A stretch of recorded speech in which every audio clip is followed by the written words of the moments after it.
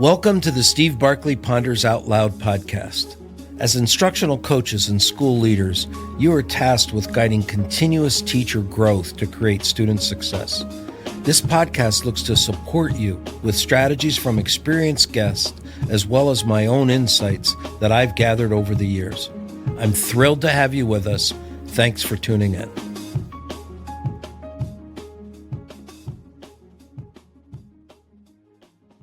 Building a teacher's trust for AI adoption.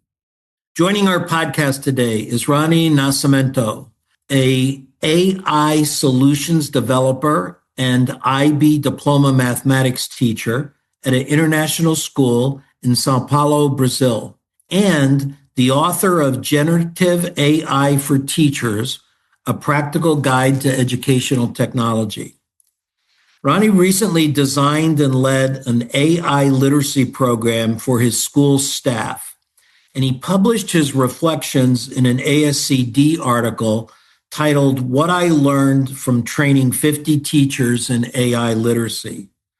Knowing that many of the instructional coaches and principals listening to this podcast are planning similar learning opportunities for teachers, I was anxious to have him share his insights. Welcome, Roney. Thank you so much for having me here. It's a great opportunity. And let's talk about this amazing AI introduction course that we started developing in some schools here in Brazil. Talk to us about the task that was given to you. What PD were they asking you to provide to the teachers concerning AI?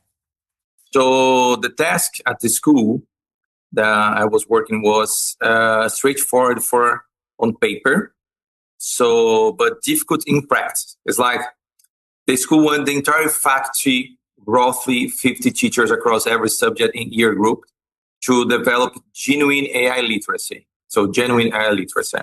Not a quick demonstration of ChatGPT, a deep working understanding of what AI can and cannot do in education. So I was given the brief because I sit at the intersection of three roles at school. So I teach IB higher level mathematics in the classroom, and I develop AI solutions for the school, as you just mentioned. So that's the idea of beginning of the task. And when I read the piece that you wrote, you described that you took your common training approach when you got started, but you discovered that wasn't going to work. So talk about how you started and what you discovered. Yeah, okay, that's a great question. The big mistake I made at the start was assuming teachers need technical training. I built tutorials on prompt engineer. I showed impressment outputs, and I got polite nods and zero implementation. It took me 3 weeks to see the real problem. Teachers were not avoiding AI because they did not understand it.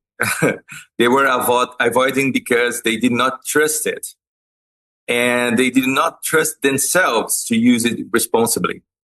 The shift came when I stopped preparing them to use AI and simply asked them to use it, to sit down, type a prompt, get a bad result, and look at it together. The moment they produce something imperfectly with their own hands, the whole conversation changed. It stopped being, what can AI do? And become, why did I get this wrong for my student? And that's a conversation a teacher already knows how to have. And I think, so that was a shift moment on this whole training of 3 weeks. I tell you, Ronnie, when I read your piece and you described that problem, well, first of all, it made total sense with the AI and what everybody's trying to figure out now. But I think deeper, it jumped to me that I think that's pretty common for people working in professional development with teachers. When we come to them with a new program and we run through a very short presentation cycle of this is how it works and go do it. And when they don't go do it, we think that they're opposed to it.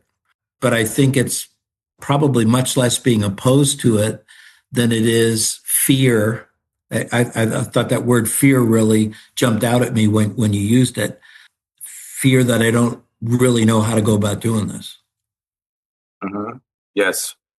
And that happens a lot. Imagine it's a new moment in the whole educational system if you think about the starting use generative AI. So for all the teachers it's still, for example, in Brazil here, I know a lot of teachers who's not using AI, for example.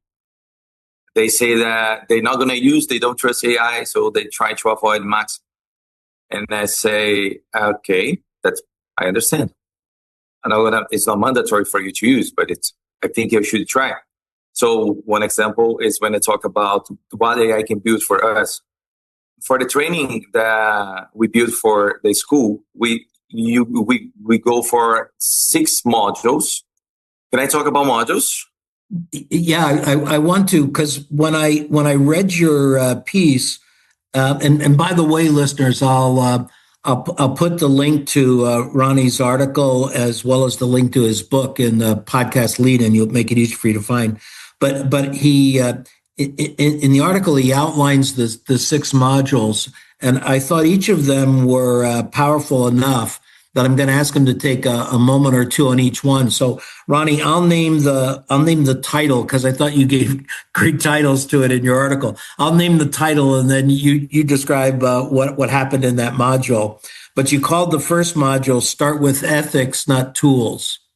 Yeah, that's because most AI training begins with "Look what this tool can do." Okay. Mm-hmm. Wow, that's great. But I started with, here are the downsides. So data privacy, algorithm bias, academic integrity, environmental impact. It's a really big issue. Yeah. So teachers did not leave excited. They left. they left totally concerned at all. Like I was imagine that they would not come to the next session because they left. Okay, why I'm doing this? Like, I'm going to impact the environmental. I'm going to go against the ethics. Oh, that's a bias. That's a problem. And that was like, that's how you need to feel about AI, generative AI in the first time, right? If I open this with enthusiasm and saying, okay, let's become a fans of AI, that could be weird. I need the teachers to know here is the problem. There's an honesty there, huh? Exactly. Let's not cover up what there is to be afraid of. You put it right out there. Exactly. So the second module you titled "Let Them Fail Safely." Yeah. So I give the teachers a low stake challenge. So plan a lesson on a topic you have never thought using AI. Okay. So no guidance, no template, just try. A math teacher, decades of experience types, make a lesson on fractions and got a plan, teach at 16 years old for her class of 11 years old. That's pretty bad, right? So yeah. She laughed and said, okay, this is actually why it needs me. Yeah. I said, yeah. But that's the beginning. So that one sentence did more for the program than any model I wrote. So she reframed AI from a replacement to a collaborator. So, and she said it herself, did not tell her that is the whole point of jumping in. So imagine that situation. So she tried to use AI. She got a worst result possible for 11 years old. I said, okay, so it's not perfect. It's not getting my job. Well, I can use it. Uh-huh. And I can teach AI how to use AI or how to work with me. That's changed everything in that moment. So she discovered 2 things that AI needed her. So that built the security. But then I guess she also discovered she can teach AI. She could fix AI how to do what it was that she wanted it to do. Yeah, because AI will be is still there. It's still here. It's between us. It's static. We're not moving. If you don't do something, nothing's going to happen. Uh-huh. So your third one was, and I thought this is powerful, co-create, don't consume. Okay, so that was a good module. So instead of showing teachers pre-made AI tools, I asked them to build their own. So small custom chatbots tailored to their subjects using platforms like Magic School. We used to use a lot. Magic School, they have a lot of options for creating these kind of tools. So a history teacher built a Socratic dialogue bot that never gives direct answer and only asks probing question. Uh-huh. That was for me amazing. That was a great idea because everyone said, okay, so we can do this. And I said, yes, that's the great part of the system with AI. You build new ideas, new systems, and a science teacher built a misconception detector, which was pretty good. So in that moment, teachers stopped seeing AI as something that happens to them. So they start seeing it as something they control. So if you can control something, you can do whatever you want to do with that too, right? And once teachers feel they are in control, resistance drops. Yeah. That was a great thing about Module 3. So Module 4, address the integrity elephant. Yeah. Okay. So imagine this. Okay. So every AI training hits the same wall, but students will just cheat. I did not dismiss this. I reframe it in a way like a student could already cheat with calculators, the internet, older siblings. So the question is not how to stop cheating, it's what we are actually assessing. Oh. So that was the big elephant in the room because of this question. Okay. So an English teacher I had feel as accept was resigned her literacy analysis task. What's happened? So instead of asking pupils to write an essay about a novel, she asked them to critique an AI generate essay about that novel. So identify where the AI misread tone, context, character motivation. And in that moment, the AI become part of the assessment, not a shortcut around it. So for this teacher particularly, I cannot say his name, but I think that was one teacher and other teacher. So her said something for me after and said, okay, now I can see where that's going. I can imagine all the students use AI. I'm not going to try to stop the student from using AI. I'm going to use as a tool to help me make them understand better novels. And I said, okay, great. The thing that I discovered some people writing about that integrity issue really clicked for me, that what we really have to be doing, and I think this works into what you said, this teacher design, what we really have to be doing is assessing the process rather than the product. Okay. So the degree to which the student has to show how they got to where they are, now I know the learning took place, versus if all they had to do was show me the finished piece, then that's where we can get away with the student, what we might call cheating. Exactly, and that's perfect. And the fifth module you did, you titled "Show Real Data." Yeah. Okay. So halfway through the program, I shared preliminary data from my doctoral research at University of São Paulo, where I'm studying how IB diploma pupils actually experience AI assistant tools. And the headline find is that AI reduces cognitive loads on low stakes tasks, which everyone expected. And that's we have already a lot of studies coming from, I think, Stanford, if I'm not mistaken. So the more interesting find is that one high stakes task over reliance actually hinders learning. So teachers respond to the honest several told me it was the first time anyone had shown the real evidence of AI limitations along its strengths, and that changed how they thought about using it. One thing that we saw happen a lot in this part is that you can work with real data with a lot of different AI tools, and you can build your AI tool to work with real data.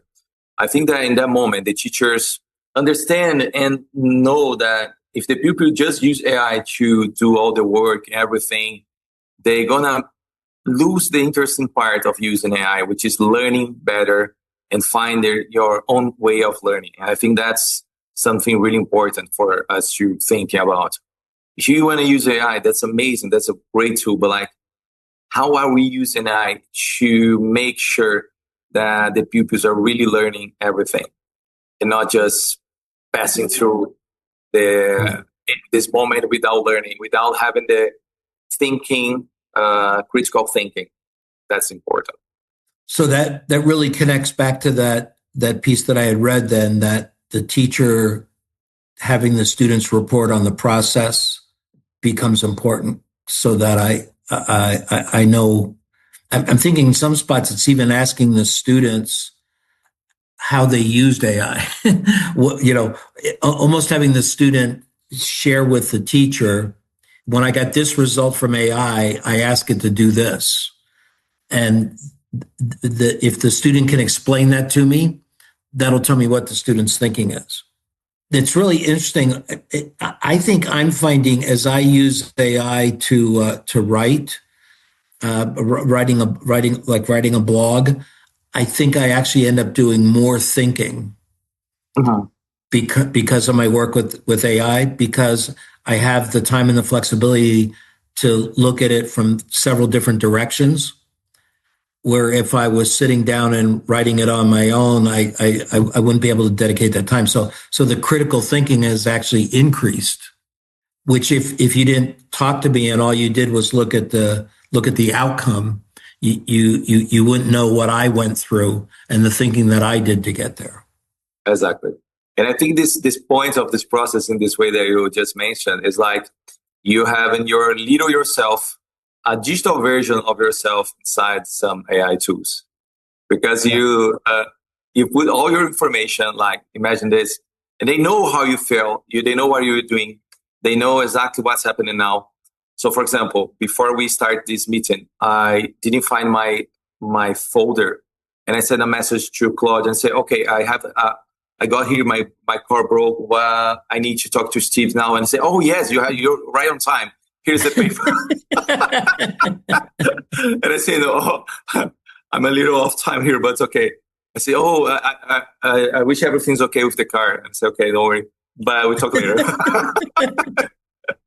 And he sent me the prompt. I think that's amazing. That's an interesting part of using AI in this way, because the AI works with you, and that's amazing. I love this part.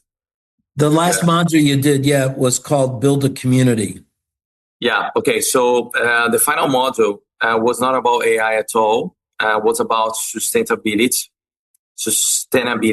I help teachers form small learning communities, 3 or 4 colleagues who would continue experiment together. So 6 months on, those communities are still active. In fact, they are more active than ever because of these new models of Anthropic. Teachers who once avoid AI now share prompt libraries in WhatsApp groups. No, here's what surprised me. The single best predictor of whether a teacher was using AI 6 months later was not how good they were in Module 2. It was whether they had 2 or 3 colleagues in a group sharing prompts. Powerful. The technology did not sustain adoption. The trust between the peers did. So they trust change everything. Yeah. And I can see, because like, imagine this situation. All the teachers between the small communities and between themselves, they send messages, they send programs, they send websites, they build something. They said, hey, Roney, take a look on this. I said, whoa, that's great. You just built it. Yes, and it's working. I said, that's amazing. You use the AI in the best way. Thanks for sharing. And they now, in this moment, if we have a module 7, which we don't have. I would say model 7 would be sharing is caring, because all the teachers are sharing their finds, their new tools, their work between themselves, sometimes with the pupils. So at the beginning, the pupils were much more smart in using AI in the school. But as we had a lot of more experience, now that changed. Now I can see the teachers using AI in the best way in the school. That's really great. That's amazing. That's cool. Well, you captured a whole lot of my work there, because my work is driven by the phrase "teaching is a team sport." And so what you discovered in that community piece is a big reinforcer on that. I want to put a little twist in here before we wrap up. One of the issues that's getting a big amount of discussion, for sure in the States right now, but even broader, is the amount of screen time kids have. And initially, people were looking at how much time kids are on their phones or computers at home, but now there's kind of a pushback saying as to how much time they're on it at school. And I wonder in the work that you're doing and the research you're doing, if you've got some thoughts about how educators ought to be looking at that issue of kids on screen. Okay, that's a really, really interesting question. Because as in this moment, we live in the screen almost all the time. I think that it's really hard to see people out of screen, inside families and all of that. It's like, I felt that I can see that in all my pupils. Okay, let's say that screen time is not a problem of technology. It's a problem of attention. And attention is a skill that has to be taught. You got it. And it is something we need to teach. Exactly. Yeah.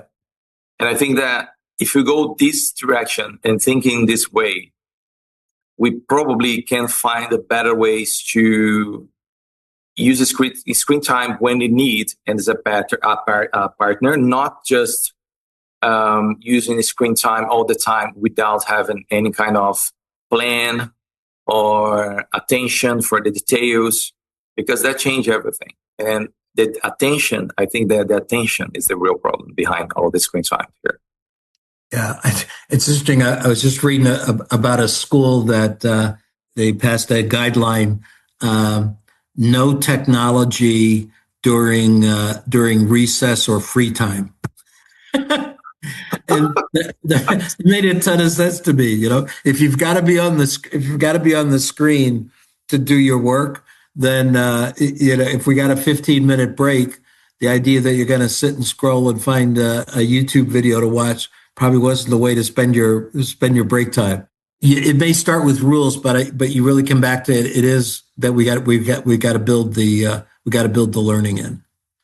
So and that's we know that's gonna change forever. And I don't think what you believe, Steve, in this case, but like if we see the education for now from 6 years from now, 5 years, let's say, what do you think is going to happen with the screen time? I don't know if I can ask you that because it just came into my mind. Yeah, I don't think we know. So what we have to do is, I use the phrase way back prior to this whole issue of it's about learning how to learn, and learning to manage your own screen time may be part of learning how to learn. Now, if that reflects back on schools, it means we got to be able to give kids the options. If the only way you can do the things that have been assigned and tasked to do is screen time, then we need to be a little bit more careful. But looking at how we engage students, I just heard one teacher who was being interviewed on this, and she added one interesting thing. That she was elementary, but she started giving kids tasks to do, but one computer for two kids. And so what it did is it automatically built a social interaction, human to human piece. even though the students were on the computer in order to do the research and pull the material they needed. But by simply going to one computer with two kids, she added another piece. Wow, that's interesting. Yeah, it's going to be tons of things for us to be exploring here. Yeah. Okay, I thought about that. That's I think you just put in my mind the situation. So human to human and to machine. Yeah. Okay, that's interesting. Yeah. I think that's good. That's something. So what do you think as we wrap up here? I'll remind people that the links to the book and the article are on the podcast lead. And folks, I really recommend the article to you, even if you're not doing PD for AI. I think that Ronnie laid out a bunch of items there that just jumped out at me as being natural to building a teacher learning environment. But wrap us up here, Ronnie. What do you think might be? You got a guess of what some of the most exciting things might be for learners and schools with where AI might take us? So okay, I can see a group of people from China came this months, and they show me a lot of things China using with AI, and I say, okay, so what's going to happen in the future? I imagine is all the teachers and students will use AI in the best way, focus on the learning, not on the building something for show the teacher, and the teacher get the answer to show the coordination. So that's a best way of learning and learn. That's the best thing that I learned today from you, Steve. So, and learn how to learn using AI tools. I think that if all the peoples and around teachers and students learning how to learn with AI, I think that the future can be much better, much greater for everyone, because we cannot avoid AI at all. We know. So let's learn how to learn using AI tools.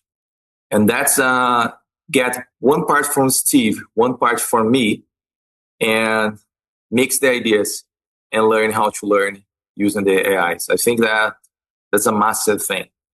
And that's something you built in my mind today. So thank you so much for that, Steve. Well, thank you. I appreciate. I'll continue to follow. I got the guess you're going to be writing more articles that both go with your research, but as also with your finding with students in the school. Much appreciated, Ronnie. Much appreciated also, Steve. Thank you so much. That was really, really great talking to you, learning from you, everything. I wish we have more time one day. And if we have more time, I would love to talk to you more about AI in the future. We'll do it again. Take care. Thanks so much. Take care. Thanks for listening, folks. I'd love to hear what you're pondering.